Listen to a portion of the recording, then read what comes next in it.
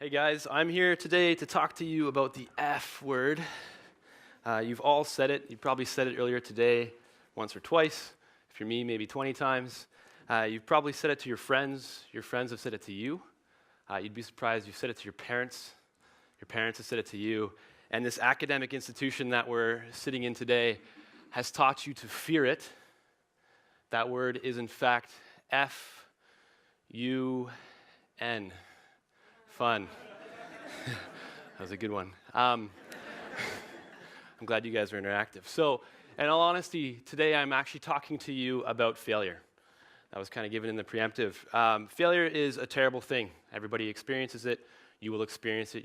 You'll experience it academically, career-wise. So I did what any good speaker who hasn't really done much speaking would do, and I Googled the word. And I was going to do a definition thing, but everybody hates those. And so I did something else. I found there was 543 million data points on the internets about failure. That's a lot of numbers. And Google found that for me in about 0.23 seconds. That's a lot of information very fast. People obviously care about failure. So I pretended that I was an alien from outer space, and I was coming to Earth after a nuclear apocalypse, and the only thing left was Mother Google servers. And I had to piece together humanity. And so I Googled failure. And I found this.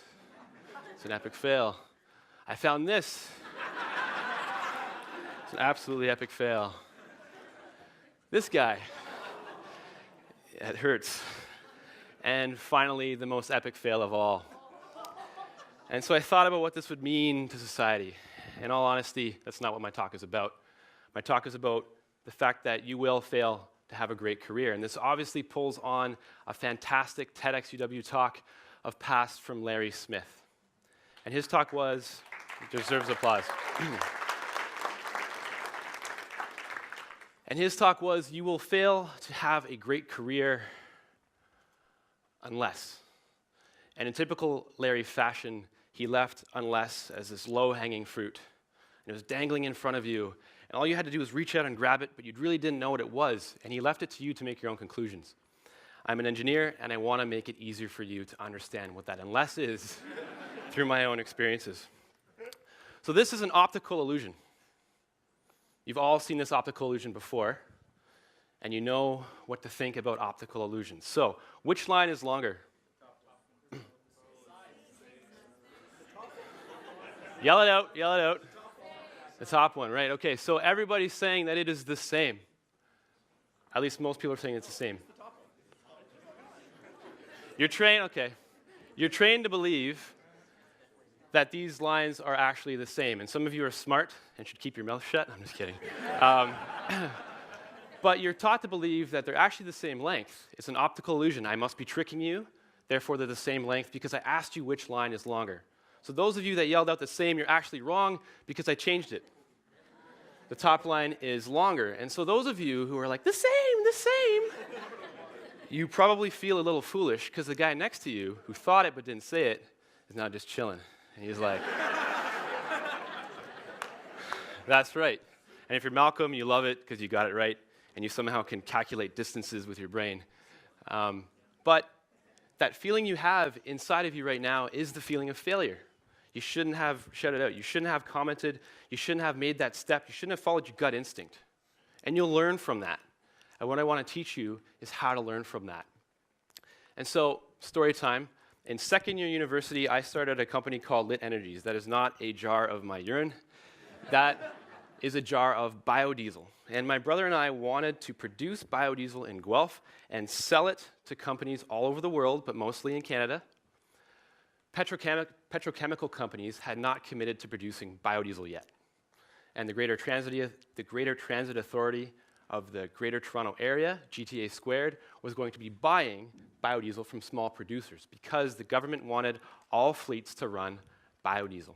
So I traveled all over southwestern Ontario with this little jar of biodiesel trying to sell it to these companies. And we needed to sell 5 million liters of biodiesel or to raise $5 million in cash to build this refinery in Guelph.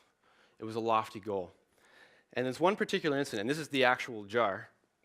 I kept it in my glove box, and it was a very cold January day. And the fear around biodiesel, specifically in Canada, is that it freezes at a temperature that's higher than regular diesel fuel. That's a big issue in a cold climate. My car was old, it didn't have a heating core. I was running it on 1% biodiesel to make a point, could barely start it in the morning, and I drove all the way to Toronto with this jar of biodiesel in the glove box. I was 10 minutes early, and this was a meeting with the Greater Transit Authority of the Greater Toronto Area. Big meeting, 42nd floor. Get out of my car, 10 minutes early, reach into the glove box, and I find a biodiesel popsicle. And you can imagine how difficult this sale was going to be, because you need to have a product like this that's tangible for people to buy into it, especially when there's fear. So I pull out this popsicle, which is now leaking on me, and I get into the elevator. 42 floors, 2.5 minutes, feels like 18 years. And I rub this jar between my legs. This is the feeling of failure.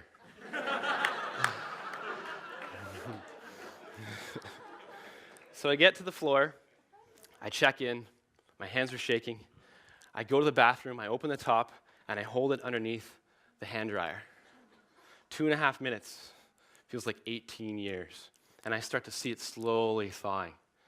I go sit in the waiting room, I find a vent on the floor, I put my bag on top of the vent, and I'm believing that this vent is going to melt the biodiesel. And I'm watching it, and the lady behind the counter sees me looking in my bag, and she's probably worried that I've got like a bomb or a weapon in there. Meeting gets delayed, probably because of that, and I finally go in the room. And so everybody knew I had this jar. Everybody wanted to see it. And what I would do is I'd pour it into a wine glass. People could touch it, feel it. I wouldn't touch the stuff myself. Some guys would drink it because they believed in the capabilities of this product. Have the meeting. Where's the biodiesel? We really want to see it, because we had produced this ourselves in our garage. I have it, but let's talk about the environmental implications of the product for a little while longer. Where's the biodiesel? We want to see it. I have it, but let's talk about being a clean fleet, a green fleet for Canada. Finally, I could no longer wait, and I looked into the bag, and I saw this wonderfully clear golden liquid, and it had thawed. And I reached in, pulled it out, uprighted it, and thunk, 80% ice. And that was the end of the meeting. And that feeling is a feeling of failure. And I remember instinctively thinking to myself, which is a comical thought, that I was literally selling ice to Eskimos. And it couldn't have been more true. We failed to build Lit Energies. It was not a success.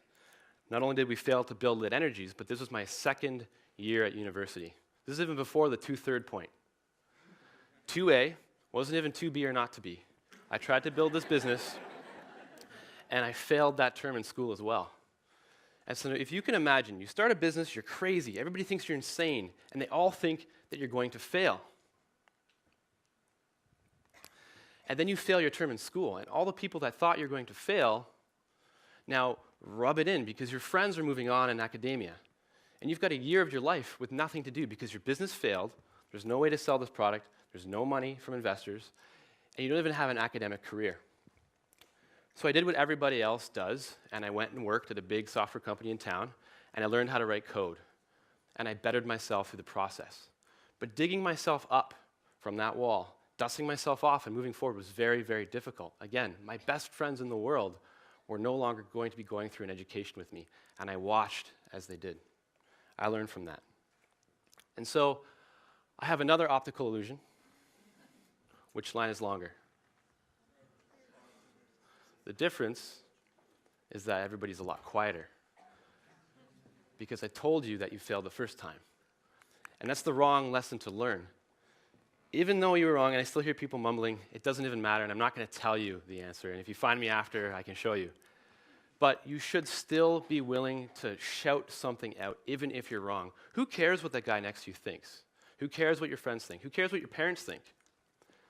You will fail to have a great career unless you fail to have a great career. It's an oxymoron, and it's ridiculous, but it makes sense, right? So again, you will fail to have a great career unless you fail to have a great career. Don't listen to your friends. Don't listen to your parents. Don't listen to academic institutions that make you fear the concept of failure. Failing that academic term and failing at building Lit Energies was the best thing that ever happened to me. If you want to find out more about that, I'll stick around and talk to you about it. Remember, be somebody or be somebody's fool. Thank you.